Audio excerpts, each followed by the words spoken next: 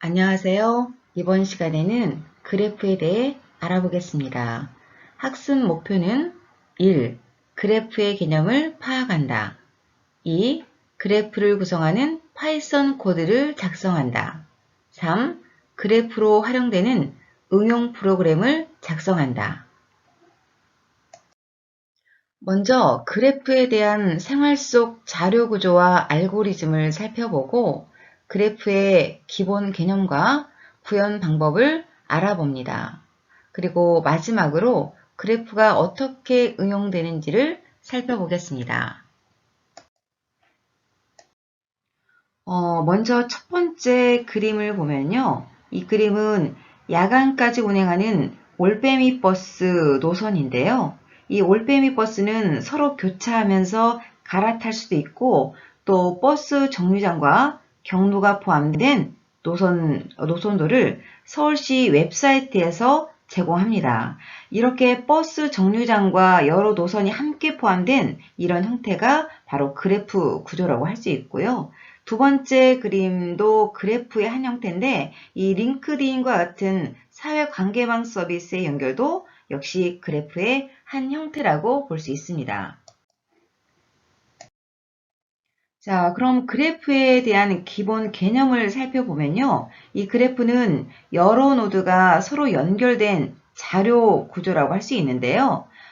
그림과 같이 루트에서 하위 노드 방향으로만 이어지는 트리와는 달리 여러 노드가 연결되어 있는 것을 볼 수 있습니다. 물론 트리도 그래프의 일종이지만 트리와 그래프를 구현하는 코드 등이 확연히 다르기 때문에 이 둘은 별도로 생각하는 것이 훨씬 낫습니다. 자, 아래 그림을 보면은 여러 가지 그림이 나와 있는데요. 지하철 노선도, 그리고 KTX 노선도, 각 도시를 연결하는 도로망, 그리고 전기회로 연결 상태, 인맥 관계도 등이 있는데요. 모두 다 그래프를 활용한 예라고 볼 수 있습니다. 자, 그럼 그래프의 종류를 한번 살펴보겠습니다. 그래프는 정점을 연결하는 간선의 방향성 여부에 따라서 방향 그래프, 그리고 무방향 그래프로 나눌 수 있습니다. 또한 간선의 가중치를 부여한 가중치 그래프도 만들 수 있는데요. 먼저 무방향 그래프를 살펴보면 트리의 노드에 해당하는 용어가 그래프에서는 정점을 의미합니다. 정점을 연결하는 선은 간선이기 때문에 그래프는 정점과 간선의 집합으로 볼 수 있습니다.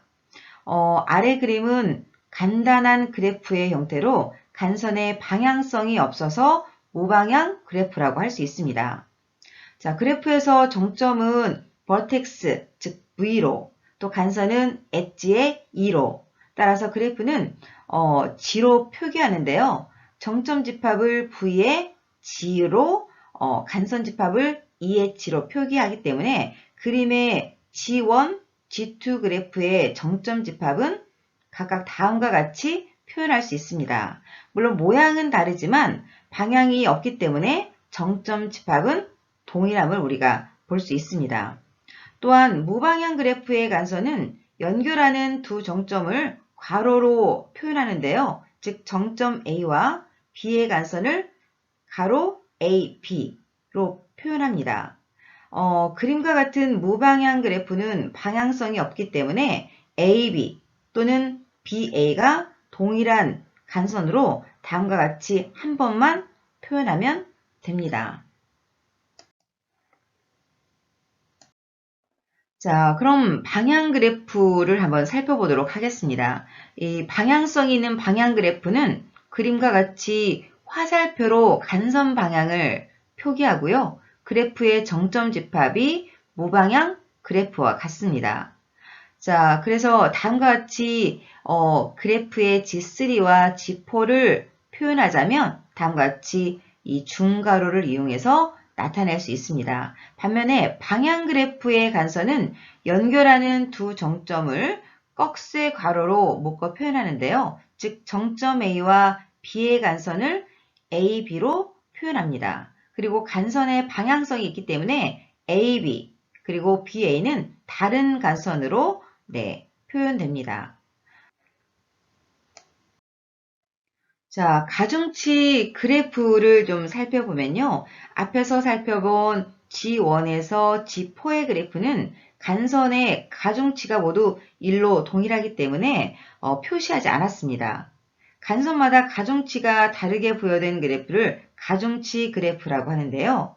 이번에는 무방향 그래프와 방향 그래프에 각각 가중치를 부여한 경우에 어떤 차이가 있는지 한번 살펴보겠습니다. 예를 들어서 그림에서 간선에 표현된 숫자를 고속도로 통행료라고 가정을 하면은 서울에서 대전까지 가는 경우, 즉 A의 무방향 가중치 그래프에서는 서울에서 대전 바로 합계가 3으로 이동하면 되지만 B의 방향 가중치 그래프 같은 경우에는요. 서울에서 대전으로 바로 갈 수 없기 때문에 다른 파주나 춘천 방향으로 거쳐 가야 됩니다.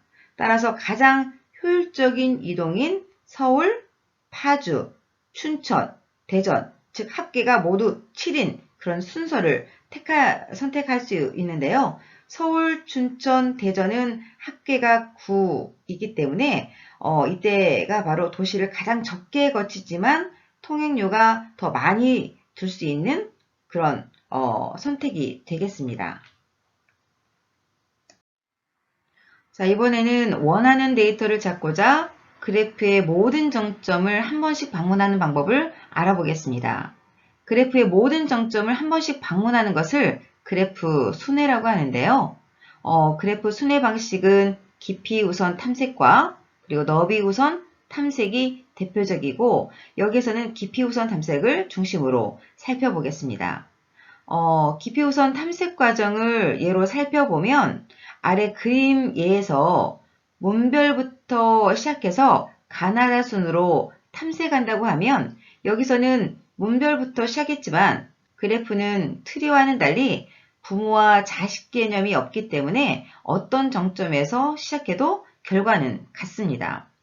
자, 예에서 문별에서 시작해서 가나다 순으로 따라가 보면 솔라, 쥐 순으로 방문을 하게 되는데요. 쥐는 연결된 간선이 여러 개이기 때문에 그 중에서 선미, 화사 순으로 방문해서 계속 깊이를 파고드는 방식으로 방문합니다. 따라서 화사와 연결된 정점을 모두 방문하게 되는 거죠. 5와 같이 화사 이전의 선미로 돌아가고요. 또 선미도 연결된 모든 정점을 방문했기 때문에 6과 같이 쥐로 돌아갑니다. 또 쥐는 자신과 연결된 정점 여러 개 중에서 방문하지 않았던 7과 같이 휘인을 방문합니다. 그림을 보면 모든 노드를 방문한 것으로 보이지만요. 그래프는 정점마다 연결된 선이 여러 개 있을 수 있기 때문에 반드시 시작 정점으로 돌아가야 합니다. 따라서 8과 같이 휜 이전의 쯔이로, 또 9와 같이 쯔이 이전의 솔라로, 또 10과 같이 솔라 이전의 문별로 돌아간 다음에 모든 정점의 방문이 완료된 것으로 처리가 됩니다. 자, 그래프를 코드로 구현할 때는요, 일반적으로 인접 행렬을 사용하는데요. 인접 행렬은 정방향으로 구성된 행렬입니다. 예를 들어서 정점이 4개인 그래프는 4 곱하기 4 인접 행렬로 표현하고요. 인접 행렬은 그림과 같이 왼쪽에는 출발점, 그리고 위쪽에는 도착점으로 표현한 후 연결되었으면 1, 그리고 연결되지 않았으면 0으로 표시합니다. 출발점과 도착점이 같은 자기 자신은 모두 0으로 표시하고요. 따라서 그림과 같이 정점만 표현할 때는 출발점과 도착점이 같은 경우만 0으로 초기화하면 됩니다. 자, 이번에는 방향 그래프의 인접 행렬을 살펴볼 텐데요. 앞에서 예로 든 방향 그래프 G3를 표현하는 과정은 다음과 같습니다. 먼저 출발점 A에서 나가서 도착점이 되는 B와 C의 값만 1로 설정하고 나머지는 0으로 채웁니다. 그 다음 출발점 B와 C는 나가는 곳이 없기 때문에 모두 0으로 채웁니다. 그리고 출발점 D는 도착점 A와 C만 1로 설정하고 나머지는 0으로 채웁니다. 이렇게 방향 그래프는 무방향 그래프와는 달리 대각선을 기준으로 대칭되지 않습니다. 도착점과 출발점이 대칭되지 않아서 A와 B 혹은 B와 A는 다르기 때문입니다. 자, 마찬가지로 이제 방향 그래프에서 인접 행렬을 보면요. 앞서 예로 든 방향 그래프 G3를 표현하는 과정을 통해서 알아보겠습니다. 먼저 출발점 A에서 나가 도착점이 B, C의 값만 1로 설정하고요. 나머지는 0으로 채웁니다. 그 다음 출발점 B와 C는 나가는 곳이 없기 때문에 모두 0으로 채웁니다. 그리고 출발점 D는 출발점 A와 C만 1로 설정하고 나머지는 0으로 채웁니다. 이렇게 방향 그래프는 무방향 그래프와 달리 대각선을 기준으로 대칭되지 않습니다. 즉 도착점과 출발점이 대칭이 되지 않기 때문에 A와 B 또는 B와 A는 다르다라는 것을 알 수 있습니다. 자, 이번에는 그래프를 코드로 구현해 볼 텐데요. G1 그래프와 그리고 G3 그래프를 사용해 보도록 하겠습니다. 두 그래프는 정점이 4개로 같지만 G1은 무방향성 그래프고 그리고 G3는 방향성 그래프라는 점이 다릅니다. 자, 그럼 그래프를 코드로 구현하려면 앞서 그래프를 인접 행렬로 표현한 부분을 그대로 코드로 구현하면 되는데요.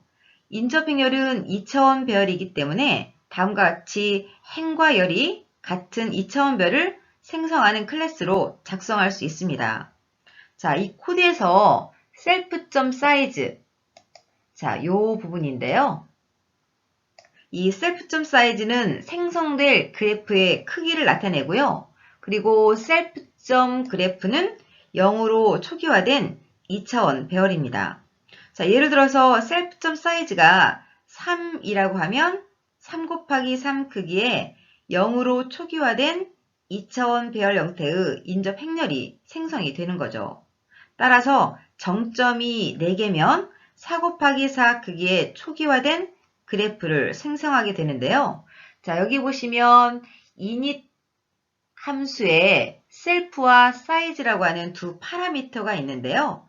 이 사이즈에 4가 들어가고 첫 번째 매개 변수인 셀프는 사실 문법상 항상 써야 되는 부분이기 때문에 지금 현재는 없는 것처럼 무시해도 됩니다.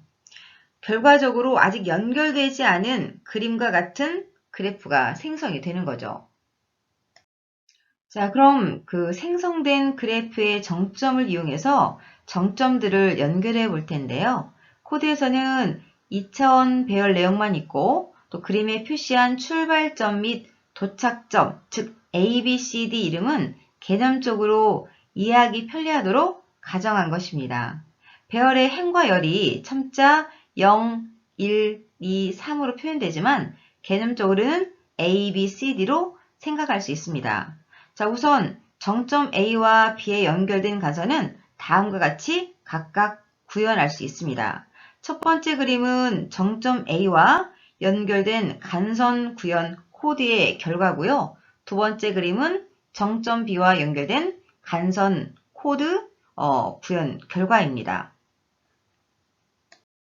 자, 마찬가지로 같은 방식으로 출발점 C와 D를 다음과 같이 연결할 수 있습니다.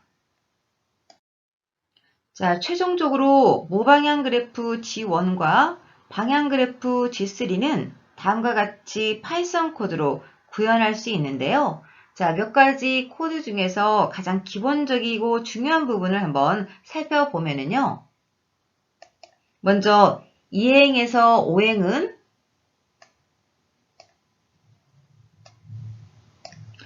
그래프 클래스죠? 그래프 클래스를 인접 행렬로 정의한 부분입니다. 아까도 언급했지만 셀프.사이즈는 그래프의 정점 개수, 즉 인접 행렬의 행 및 열의 크기를 나타내고요. 셀프.그래프는 인접 행렬입니다. 초기에는 크기만큼 2차원 별을 생성하고 모두 0으로 초기화합니다. 자, 그 다음 11행을 한번 보겠습니다. 자, 이 11행은요. 무방향 그래프로 사용할 지원 그래프를 생성한 부분인데요. 간선 없이 정점만 4개 생성이 됩니다. 자, 그럼 그 다음에는 12행부터 15행까지 부분을 한번 보겠습니다. 자, 이 부분은요. 왼쪽 무방향 그래프의 각 정점마다 간선을 연결한 부분이고 세미콜론은 행을 구분하는 효과가 있기 때문에 코드의 행의 수를 줄이려고 사용을 합니다. 자, 그리고 18행에서부터 그리고 21행까지를 보면은요. 이 부분은 그래프를 출력한 부분인데요. 각 행별로 열을 4개씩 출력해서 결국 4 곱하기 4 인접행렬이 출력이 됩니다. 자, 그 다음 23행을 한번 보도록 하겠습니다. 자, 이 부분은요. 방향 그래프로 사용할 G3 그래프를 생성한 부분인데요. 마찬가지로 간선 없이 정점만 4개 생성이 됩니다. 그 다음은 24행부터 25행까지의 내용인데요. 이 부분은 오른쪽 방향 그래프의 각 정점마다 간선을 연결했고 출발점 A와 D만 간선을 가지고 있는 부분을 나타냈습니다. 자, 그리고 마지막으로 28행에서부터 그리고 31행까지는 그래프를 출력한 부분입니다. 자, 이번에는 그래프의 개선 부분을 한번 살펴볼 텐데요. 무방향 그래프를 인접행렬로 구성할 때 0, 1, 2와 같이 숫자로 구성을 했는데요. 하지만 실제 그래프는 아래 그림과 같이 사람 이름이나 혹은 도시 이름 등으로 구성하기도 합니다. 자, 물론 연관 행렬은 다음과 같이 0은 문별, 1은 솔라, 2는 휘인, 3은 쥐 등으로 가정해서 나타내기도 하는데요.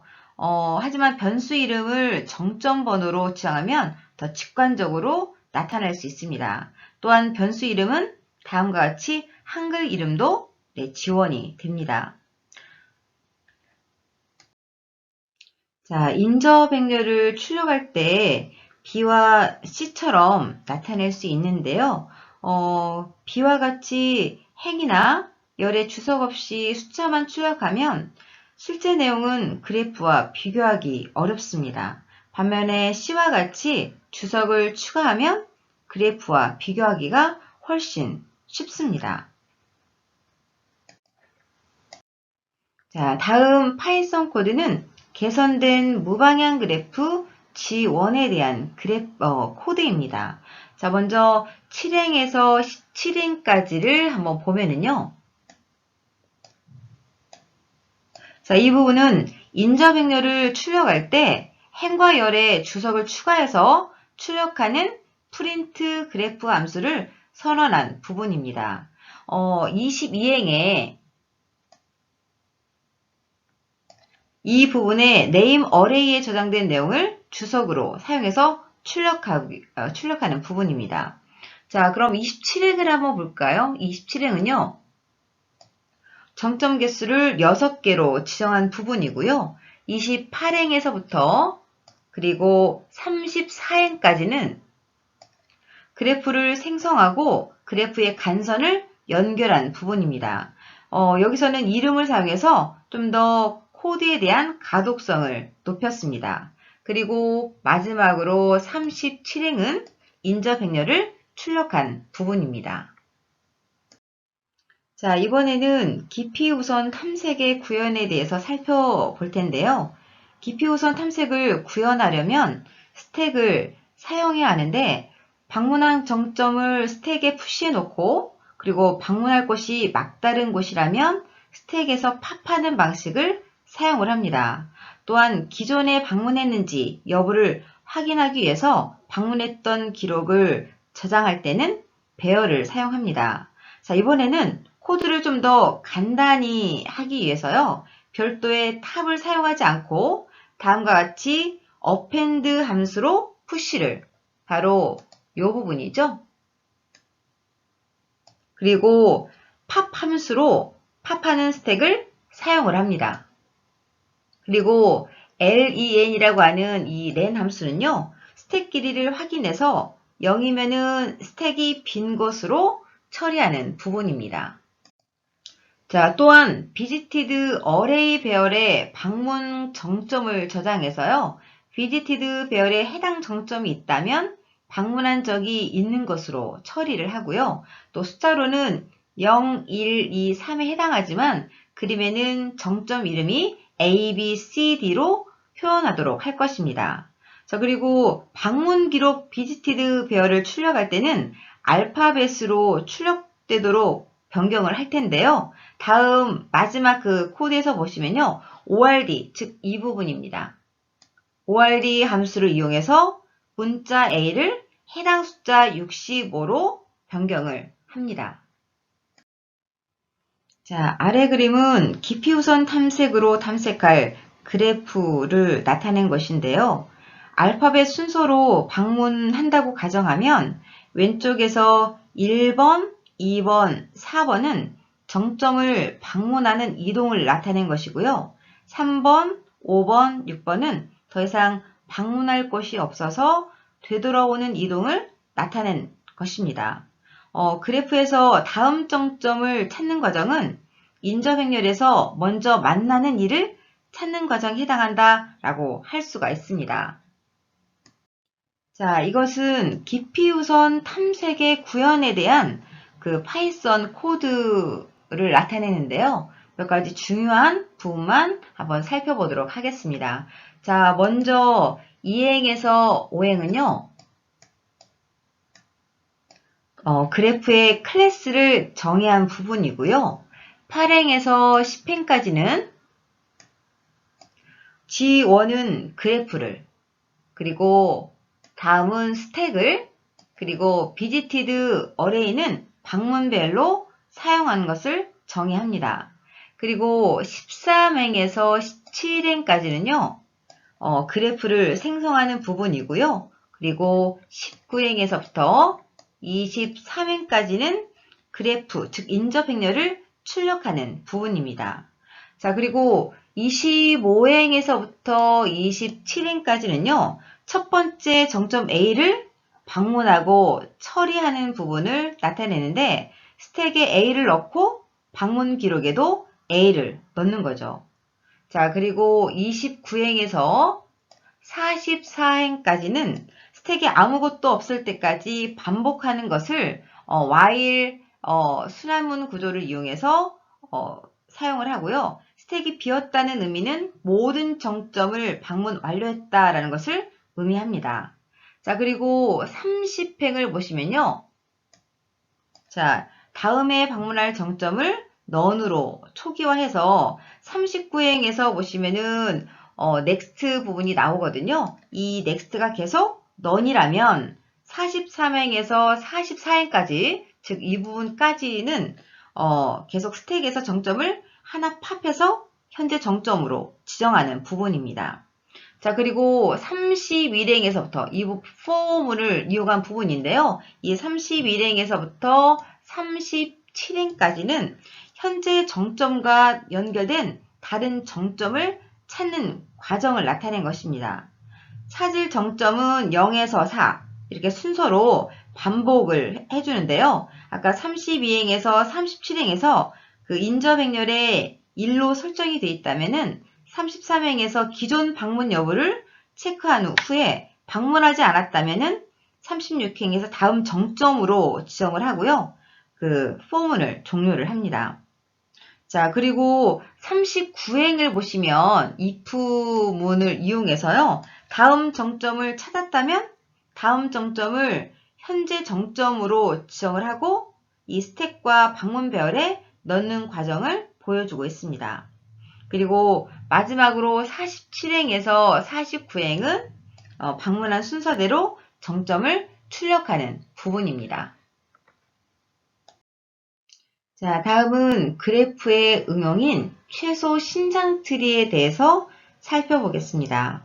최소 비용이 들게 하려면 신장 트리와 최소 신장 트리의 개념을 알아야 하는데요. 먼저 신장 트리는 최소 간선으로 그래프의 모든 정점이 연결되는 그래프를 의미합니다. 아래 그림과 같이 정점 4개짜리 그래프의 예를 보면은요.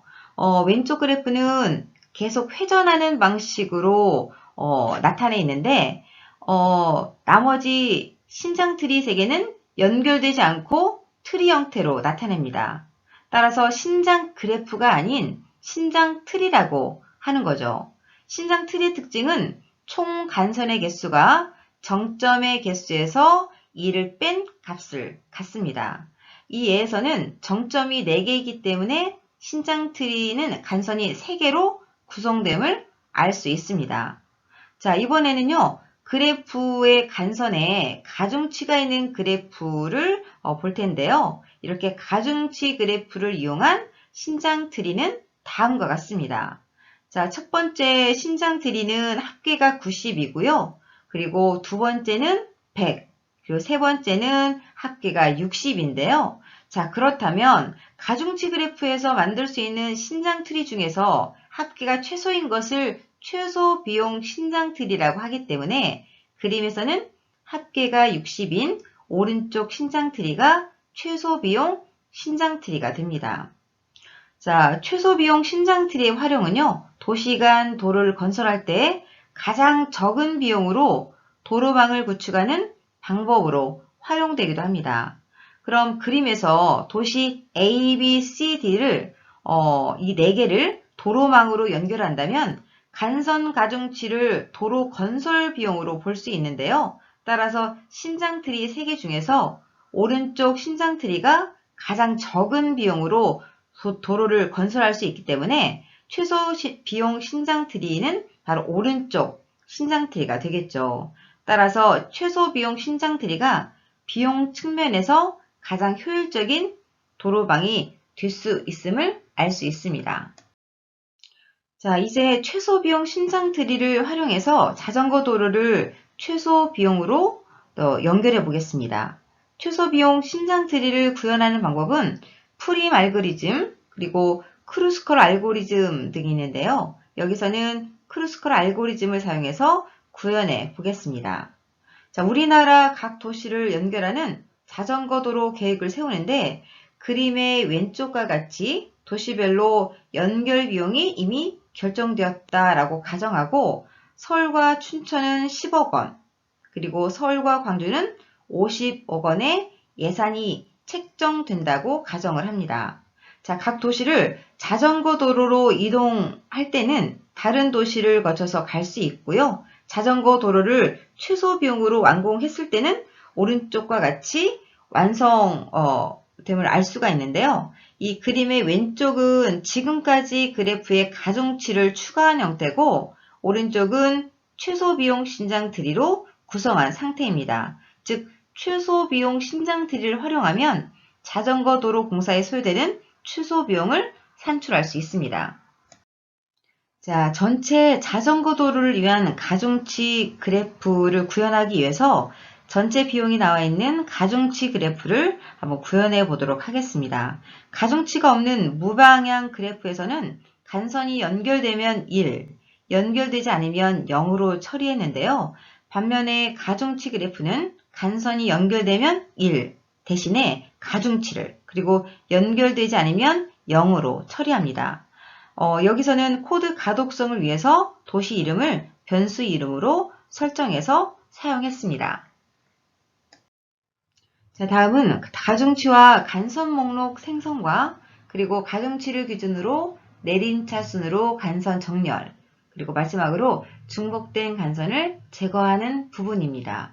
자, 먼저 가중치와 간선 목록 생성에 대한 부분을 보면은요.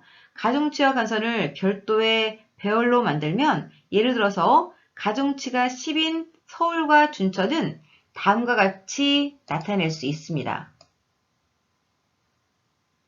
자, 이런 식으로 구성하는 코드를 작성하면 간선이 9개인 무방향 그래프이기 때문에 간선마다 시작점과 끝점이 교대로 그림과 같이 배열이 총 18개가 생기고요. 여기서 무방향이기 때문에 서울, 춘천, 춘천, 서울은 같은 간선으로 취급이 됩니다. 자, 두 번째로 가중치를 기준으로 내림차순으로 간선을 정렬하는 부분을 살펴보면요. 이 가중치를 기준으로 내림차순으로 간선을 정렬하기 때문에 정렬할 항목이 가중치, 출발도시, 시작도시 형태로 되어 있기 때문에 파이썬 오퍼레이터 패키지에 있는 아이템 게터라고 하는 함수를 사용해서 정렬할 항목 위치를 선택을 합니다. 이 아이템 게터는 위치에 해당하는 값을 선택해서 정렬하도록 도와주는 파이썬 내장 함수인데요. 그리고 sorted 함수는 첫 번째 매개 변수인 엣지 어레이 배열을 정렬을 합니다. 따라서 결과인 엣지 어레이는 다음과 같은데요. 가중치가 큰 간선부터 정렬되고 그리고 무방향 그래프이기 때문에 50 서울 광주하고 또 50 광주 서울은 동일한 간선임을 우리가 알 수 있습니다. 자, 마지막으로 중복 간선 제거에 대한 부분은요. 일단 동일한 간선이 일단 2개씩 배치되어 있기 때문에 0번째부터 또 2번째, 4번째 이렇게 이런 부분만 추출해서 새로운 배열에 저장하면요. 최종적으로 18개에서 간선이 9개가 남는 가중치가 높은 순서로 정렬이 됩니다. 자, 다음은 중복을 제거한 new array 배열과 그리고 그래프를 표현하면 다음과 같은데요. 즉 자전거 도로 연결망의 초기 상태를 나타내고 있습니다. 자, 그럼 가중치가 높은 간선부터 제거해 볼 텐데요. 하지만 도시를 연결할 때는 모든 도시가 서로 연결되어서 서로 방문이 가능해야 되기 때문에 아래 그림과 같이 방문이 불가능한 경우는 허용되지 않습니다. 자, 먼저 가중치가 가장 높은 서울, 광주 간선을 제거합니다. 여기서 최소 신장 트리의 간선 개수가 정점의 개수에서 2를 뺀 5개이기 때문에 서울, 광주를 제거해도 아직 간선이 8개가 남기 때문에요. 완료 상태는 아닙니다. 먼저 이 코드를 보면은 1번 가중치 배열 new array에서 제거할 위치를 가리키는 인덱스 변수를 서울, 광주 간선이 있는 0으로 놓고 또 2번에서는 서울, 광주 혹은 광주, 서울 간선을 중복 간선을 제거한 후 3번에서 가중치 배열에서 완전히 제거하는 것을 보여줍니다. 자, 다음으로 서울, 속초 간 간선을 제거하는데요. 이 서울, 속초 간선은 제거해도 일단 동떨어진 정점이 없습니다. 또 최소 신장 트리의 간선 개수도 여전히 남아있기 때문에 아직 완료 상태는 아닙니다. 따라서 1번에서 가중치 배열 new array에서 제거할 위치를 가리키는 인덱스 변수를요. 서울, 속초 간 그 간선이 있는 0으로 놓고 2번에서는 서울, 속초, 속초, 서울 이 중복 간선을 제거한 후 3번에서 가중치 배열에서 완전히 제거합니다. 마찬가지로 그 다음은 대전, 부산 간선을 제거합니다. 자, 다음은 광주, 부산 간선을 제거하려고 하는데요. 이 광주, 부산 간선을 제거하게 되면은 부산이 동떨어진 정점이 되거든요. 따라서 광주, 부산 간선 제거를 일단 취소하고 인덱스 변수를 다음 칸으로 옮겨야 됩니다. 자, 코드를 보면 1번 가중치 배열 new array에서 제거할 위치를 가리키는 인덱스 변수는 현재 광주, 부산 간선이 있는 0입니다. 그리고 2번 복구를 대비해서 세이브 코스트 변수에 기존 가중치를 저장해 놓습니다. 그리고 3번 광주, 부산, 부산, 광주 이 중복 간선을 제거한 후에 4번 앞에서 우리가 살펴봤던 그 find vertex 함수를 이용해서 제거된 각 정점, 광주, 부산이 기존 그래프와 동떨어져 있는지를 체크를 합니다. 그리고 5번 둘 중 하나라도 그래프와 동떨어져 있다면 일단 저장해 놓은 가중치 세이브 코스트로 간선을 복구를 합니다. 그리고 6번 가중치 배열 new 어리에서 인덱스를 1 증가시켜서 제거할 위치를 다음 배열의 다음 위치로 이동시킵니다. 자, 다음은 대전, 광주 간선을 제거할 차례인데요. 여기서도 마찬가지로 대전, 광주를 제거하게 되면 광주나 그 부산이 동떨어진 정점이 됩니다. 따라서 대전, 광주의 제거 시도를 일단 취소하고 가중치 배열 new 어레이에서 인덱스 변수를 다음 칸으로 옮겨야 합니다. 현재 가중치 배열 new 어레이에 인덱스 변수가 첫 번째를 가리키고 있는데요. 이 대전, 광주의 제거가 취소되었기 때문에 인덱스를 1 증가시켜서 제거할 위치를 다음에 배열의 다음 위치인 두 번째로 이동시킵니다. 자, 마지막으로 춘천, 속초 간선을 제거할 텐데요. 이 춘천, 속초 간선을 제거해도 동떨어진 정점이 없습니다. 그런데 이제는 그 남은 간선 개수가 5이고 최소 신장 트리의 간선 수가 5로 동일하기 때문에 최소 신장 트리가 완성되었다라고 결정을 내릴 수가 있습니다. 자, 다음은 자전거 도로 건설을 위한 최소 비용 신장 트리의 전체 파이썬 코드고요. 그리고 이 코드를 실행했을 때 나타난 실행 결과를 나타냅니다. 자, 그럼 코드에서 중요 부분만을 한번 살펴보도록 하겠습니다. 자, 먼저 53행과 54행을 한번 보면은요. 자, 이 부분은 도시 6개를 전역 변수로 선언한 부분입니다. 그리고 58행은 정점의 개수를 6개로 지정한 부분이고요. 그리고 59행에서 65행까지 이 부분은 초기 상태의 자전거 도로 건설을 위한 전체 계획을 그래프, 즉 인접 행렬로 생성하고 출력한 부분입니다. 그리고 71행에서 75행까지를 보시면요. 전체 그래프에서 가중치, 출발도시, 도착도시 형태의 간선 배열을 만든 부분으로 간선이 9개이기 때문에 총 항목이 18개가 생성이 됩니다. 자, 그리고 다음 코드로 넘어가 보면요. 자, 이렇게 앞에 있던 77행과 78행은 생성된 간선 배열을 가중치의 내림차순으로 정렬한 부분입니다. 그리고 80행에서 82행까지는 동일한 간선, 출발도시, 도착도시 혹은 도착도시, 출발도시 이 동일한 간선이 2개씩 중복되기 때문에 앞에서 살펴봤듯이 1개씩만 남겨서 new array라고 하는 배열에 저장하는 부분입니다. 그래서 따라서 new array에는 총 항목 중 9개만 남습니다. 자, 그리고 84행을 보시면요. 이 인덱스는 시작 인덱스를 나타내는 것으로 0번으로 지정을 하고요. 다시 말하면 처음에는 제일 가중치가 높은 간선을 지정하는 거죠. 그리고 85행에서 그리고 101행까지는요. 배열 new array에 남아있는 간선 개수가 정점 마이너스 1이 될 때까지 반복하는 것을 보여주고 있습니다.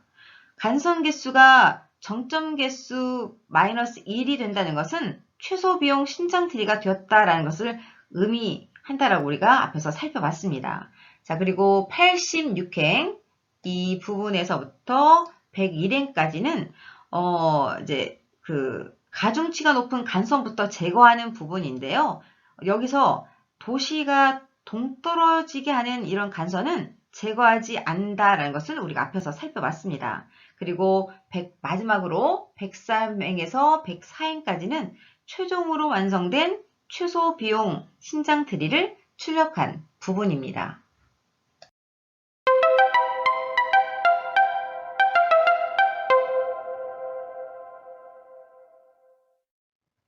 자, 이번 시간에는 그래프에 대해서 전체적으로 알아봤는데요. 일단 그래프의 기본 개념도 살펴봤고, 또 그래프를 어떻게 구현하는지 방법에 대해서도 우리가 알아봤고요. 또 실제로 그래프가 실생활에서 어떻게 활용이 되는지 응용 부분에 대해서도 알아봤습니다. 자, 이상으로 그래프에 대한 수업을 마치도록 하겠습니다. 수고하셨습니다.